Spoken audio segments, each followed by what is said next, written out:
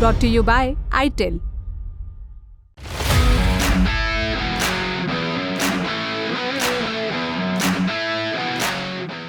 एक टायसन को तो आप जानते हैं, माइक टायसन, बॉक्सर और कभी कभार एक्टर। दूसरे टायसन से आज हम परिचय करा देते हैं नील डिग्रास टायसन, जाने माने एस्ट्रोफिजिसिस्ट यानी अंतरिक्ष और फिजिक्स के जानकार। नील डिग्रास टायसन से एक बार आइंस्टीन और न्यूटन पर सवाल पूछा गया कि ग्रेविटी को लेकर दोनों में कौन सही था, कौन बड़ा जीनियस था।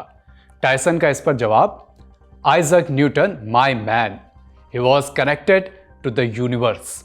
अनुवाद कुछ ऐसा था कि मेरा भाई न्यूटन बड़ा जीनियस था, वो पूरे ब्रह्मांड से जुड़ा हुआ था। टायसन की भाषा में कहें तो भाई ने गति के नियम दिए, गुरुत्वाकर्षण के नियम दिए, प्रकाशिकी के नियम दिए, बताया कि सफ़ेद लाइट 7 रंगों से मिलकर बनती है। अब ज़रा सोचिए कि उस वक्त के कलाकारों के तो होश उड़ गए होंगे कि नीला, पीला, हरा वगैरह मिलाकर सफ़ेद रंग कैसे बन जाता है। वहीं जब उनके साथी ने एक बार पूछा कि ग्रह अंडाकार पथ पर क्यों चक्कर काटते हैं, कोई और शेप क्यों नहीं होता, न्यूटन ने कहा कि मुझे अभी नहीं पता है, जब पता चलेगा कुछ दिन में पता करके आपको ज़रूर बताऊंगा। फिर भाई ने गणित की एक नई शाखा ही खोज डाली, इंटीग्रल और डिफरेंशियल कैलकुलस। न्यूटन ने यह सब कुछ किया और इसके बाद जाकर मनाया अपना 26वां जन्मदिन। दूसरी तरफ है आइंस्टीन। उन्होंने न्यूटन के गुरुत्वाकर्षण के सिद्धांत को गलत साबित किया, या यूं कहें कि उसमें आगे की बातें बताई, कुछ बातें जोड़ी जो न्यूटन अपने समय में नहीं बता पाए थे। दोनों अपने अपने समय के जीनियस थे, नो डाउट। आइंस्टीन को नोबेल पुरस्कार मिला, उन्हें और न्यूटन को भी अपने अपने समय के सबसे बुद्धिमान लोगों में से गिना गया।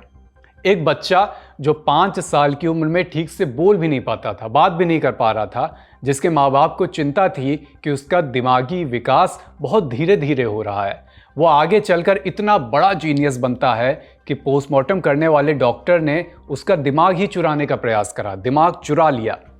आइंस्टीन और न्यूटन दोनों अपने अपने समय के दिग्गज रहे हैं, पर लाख टके का सवाल है कि दोनों में बड़ा जीनियस कौन था।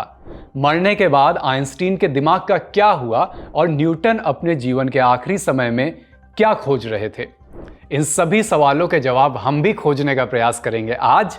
नमस्कार, मैं अभिषेक और आप देख रहे हैं ऐतिहासिक किस्से कहानियों से जुड़ा हमारा रोजाना का कार्यक्रम तारीख।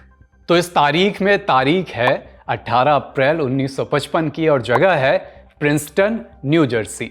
76 साल के आइंस्टीन अपनी डेस्क पर बैठे हुए इजराइल की आज़ादी की 7वीं सालगिरह के लिए एक भाषण लिख रहे थे। अचानक सीने और पेट में तेज दर्द उठता है। पता चलता है जब डॉक्टर देखते हैं तो कि उनकी अहम एक धमनी फट गई थी। उस समय इसका इलाज जो है बहुत आसान नहीं था, अवेलेबल नहीं था सबके लिए। डॉक्टरों ने एक रिस्की प्रोसीजर का सुझाव दिया, लेकिन आइंस्टीन ने यह कहते हुए मना कर दिया कि जीवन को कृत्रिम रूप से बढ़ाना बेस्वाद है, मैंने अपने हिस्से का जीवन जी लिया है और अब जाने का वक्त है। कुछ समय में इस महान वैज्ञानिक ने अंतिम सांस ली। उनके निधन के कुछ ही घंटे बाद एक हैरान करने वाली घटना घटी। उनकी ऑटोप्सी या पोस्टमार्टम कर रहे डॉक्टर थॉमस हार्वी ने उनके दिमाग को चुपचाप शरीर से निकाल लिया। यह सब आइंस्टीन के परिवार की अनुमति के बिना किया गया। बाद में बात फैली तो आइंस्टीन के बेटे से इजाज़त ली गई। लेकिन यह सवाल हमेशा बना रहा कि आखिर क्यों डॉक्टर हार्वी ने ऐसा करा। डॉक्टर हार्वी ने आइंस्टीन के दिमाग को अलग अलग हिस्सों में काटा, कुछ स्लाइड्स बनाई। उन्होंने इसे एक जार में संरक्षित करके रखा, जिसे बाद में कई वैज्ञानिकों और शोधकर्ताओं को अध्ययन के लिए दिया गया। शुरुआती अध्ययन से पता चला कि उनके दिमाग का एक हिस्सा, जिसे पेरिएटल लॉब कहा जाता है, औसत इंसानों के दिमाग की तुलना में बड़ा था। आइंस्टीन के दिमाग के हिस्से दुनिया भर के तमाम वैज्ञानिकों तक पहुंचे, सबने इस पर शोध किए। कुछ इसे प्रतिभा की कुंजी मानते रहे तो कुछ इसे एक अनैतिक प्रयोग। 1994 में डॉक्टर हार्वी ने आइंस्टीन के दिमाग के बचे हुए कुछ हिस्से उनके परिवार को लौटा दिए, जिन्हें बाद में म्यूटेर मेडिकल म्यूजियम फिलाडेल्फिया में दान कर दिया गया। इस सब से यह बात तो साफ है कि लोगों को लगता था कि आइंस्टीन का दिमाग कुछ खास था भी। न्यूटन के समय ऐसा कुछ नहीं किया गया, पर दिमाग उस आदमी का भी कम नहीं था। साल 2005 में द रॉयल सोसाइटी ने एक सर्वे करवाया। सर्वे इस बात पर था कि मानवता और विज्ञान पर किसने ज़्यादा बड़ी छाप छोड़ी है, तमाम साइंटिस्ट और लोगों ने इस मामले में अपना अपना मत दर्ज करवाया, लेकिन सर्वे के नतीजे हम आपको बताएं कि उससे पहले ये जायज़ नहीं होगा कि हम ये जान लें कि दोनों ने क्या क्या खोज की, ताकि आप खुद भी फैसला कर सकें। तो पहले साफ बात करते हैं न्यूटन की। जंगल में मोर नाचा किसने देखा और पेड़ से सेब गिरा किसने देखा? आपका जवाब होगा न्यूटन ने। कहानी भी यही चलती है, हमने भी यही जाना है, हालांकि ये पूरी तरह सही नहीं है। धरती अपनी ओर चीज़ें खींचती है, इस बात का अंदाज़ा न्यूटन से पहले भी लोगों को था। सेब पहले भी गिरते थे, लेकिन न्यूटन ने सेब के रास्ते गुरुत्वाकर्षण के नियम दिए, मैथमेटिकल फॉर्मूले दिए, पिंडों के मास, उनकी दूरी और उनकी ग्रेविटी में संबंध बताया। यानी मामला महज ये बताने से ज़्यादा कॉम्प्लिकेटेड था कि सेब नीचे गुरुत्वाकर्षण की वजह से गिरता है। पर यह कहना गलत नहीं होगा कि न्यूटन थोड़ा उल्टी खोपड़ी के थे, कोट अनकोट उल्टी खोपड़ी के। ग्रीक दार्शनिक अरस्तु का एक कोट है कि कोई भी महान शख्स थोड़ा बहुत सनकी हुए बिना नहीं रहा है। No great mind has ever existed without a touch of madness. इसी मैडनेस के बारे में अमेरिकी पत्रकार ब्रिल ब्रायसन अपनी किताब a short history of nearly everything में लिखते हैं, न्यूटन एक निहायती होशियार शख्स थे, कई मामलों में थोड़ा उल्टी खोपड़ी के भी कह सकते हैं। कैम्ब्रिज यूनिवर्सिटी में न्यूटन ने अपनी प्रयोगशाला बनाई, जो वहाँ की पहली प्रयोगशाला थी, लेकिन फिर बड़े अजीब प्रयोग में वो लग गए। एक बार तो उन्होंने अपनी आँख में चमड़ा सिलने का सूजा घुसाने की भी कोशिश की, ये देखने के लिए कि होता क्या है। शुक्र है कि वो ऐसा कर नहीं पाए, कुछ लोगों ने वहाँ रोक लिया, ज़्यादा नुकसान नहीं हुआ। वहीं एक दूसरे मौके पर उन्होंने सूरज से आँख मिलाने की, सूरज को आँख दिखाने की कोशिश की, सूरज को घूरते रहे, वो भी तब तक जब तक उनकी आँखों ने जवाब नहीं दे दिया। आंखें तो बच गईं, लेकिन आगे आने वाले कई दिन न्यूटन को एक अंधेरे कमरे में काटने पड़े। ये सब बावलापन महज ये देखने के लिए कि इससे होता क्या है। जब भी न्यूटन का नाम लिया जाता है तो बात आती है ग्रेविटी की। न्यूटन को ज़्यादा चाहने वाले इसमें प्रकाशिकी यानी ऑप्टिक्स और कैलकुलस भी जोड़ते हैं। अगर आप सेब और ग्रेविटी के सवालों की वजह से न्यूटन से खफा रहते हैं तो कैलकुलस के सवालों को देखकर न्यूटन का पुतला जलाने पर आप उतारू हो सकते हैं, अगर आपको गणित विषय पसंद कम था या नहीं पसंद था। खैर, न्यूटन के एक दोस्त ने ग्रहों के पथ की समस्या के बारे में पूछा कि ग्रह अंडाकार पथ पर ही चक्कर क्यों लगाते हैं। ये बताने के लिए न्यूटन ने गणित की एक नई शाखा ही बना डाली, लेकिन 27 वर्षों तक लोगों से इसे छिपाए रखा। ग्रहों की दशा दिशा हो या फिर गति के नियम, न्यूटन ने विज्ञान में बड़े योगदान दिए, वो भी सिर्फ 26 साल की उम्र में। इसके अलावा प्रकाश को लेकर उनके प्रयोग और नियम आगे के प्रयोगों के लिए आधार बने। बड़ी खोजों के अलावा कुछ करामाती खोजों के साथ भी न्यूटन का नाम जोड़ा जाता है। कहानी चलती है कि एक्सपेरिमेंट के दौरान न्यूटन लगातार बिल्लियों से परेशान रहते थे, क्योंकि वो दरवाजे को खरोचती रहती थीं। इसलिए उन्होंने एक कारपेंटर को बुलाया और दरवाजे में 2 छेद बनवा दिए, बड़ा छेद माँ के लिए, छोटा उसके बच्चों के लिए। इसके अलावा भी तमाम छोटे-छोटे प्रयोगों में वो लगे रहे। माने आज की फिजिक्स की किताबें जिनके नियमों से पटी पड़ी हैं, वो कभी कभार यहाँ वहाँ के प्रयोगों में भी व्यस्त रहते थे। न्यूटन की आधी जिंदगी एल्केमिस्ट या पारस पत्थर की खोज में निकली। एक वक्त पर हिब्रू भी सीखी ताकि जेरूसलम के खोए सोलोमन टेम्पल का भी पता लगा सकें। उनका मानना था कि वहाँ से जुड़े ग्रंथों में ईसा मसीह के दूसरे जन्म और प्रलय की तारीख छुपी हुई है। कुल मिलाकर कहें तो न्यूटन जीनियस थे, पर थोड़ा बहुत सनक के साथ, जैसा कि अरस्तु ने भी कहा था।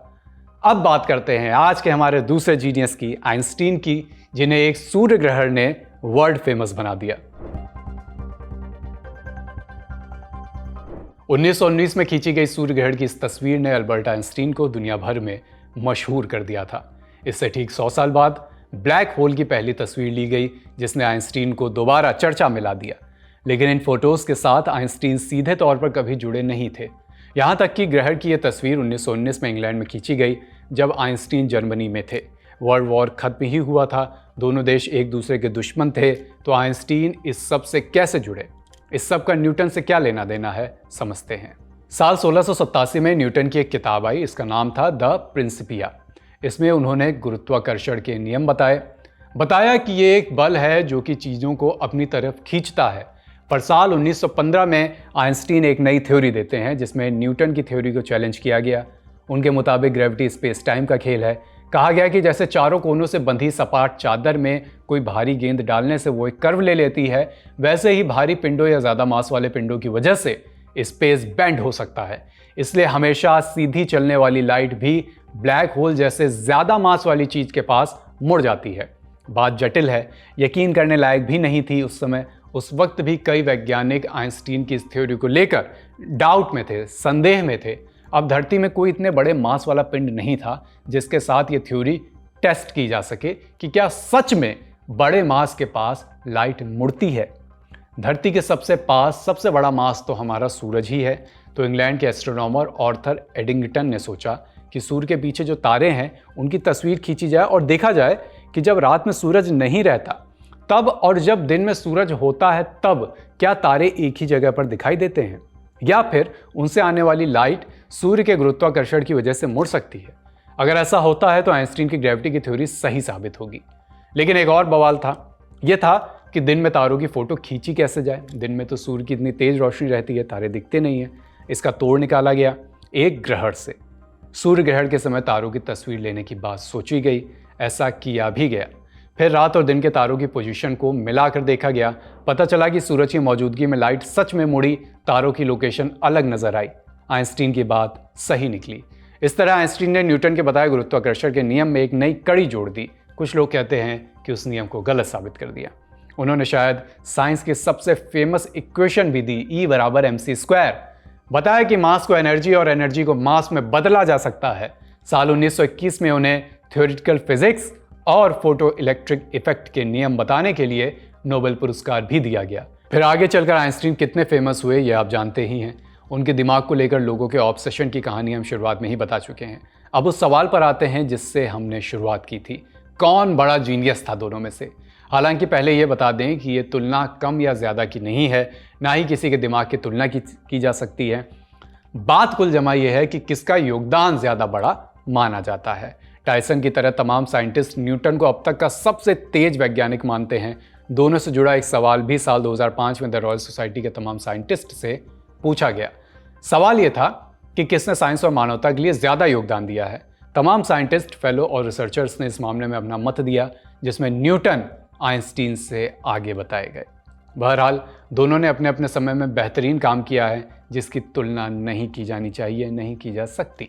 पर इसी बहाने हमने दुनिया के दो जीनियस वैज्ञानिकों के योगदान के बारे में तो जान ही लिया।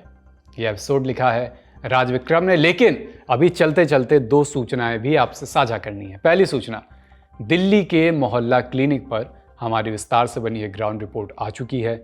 इसका लिंक आपको इस वीडियो के डिस्क्रिप्शन बॉक्स में मिलेगा, ज़रूर देखिए और अपनी राय साझा कीजिए हमसे। दूसरी सूचना कि 26 जनवरी से शुरू हो रहा है लल्लन टॉप का विशुद्ध मिडिल क्लास बकैती का सस्ता सुंदर काम चलाऊ शो मध्यम वर्गीय। हर रविवार दोपहर 1 बजे ये शो आएगा और इस शो में होंगी मिडिल क्लास के आचार विचार, जुगाड़, जिम्मेदारी, रिश्तेदारी के साथ चालाकियों, नादानियों, परेशानियों की खूब सारी बातें। आज के तारीख में इतना ही। अपना और अपनों का ख्याल रखिए। शुक्रिया।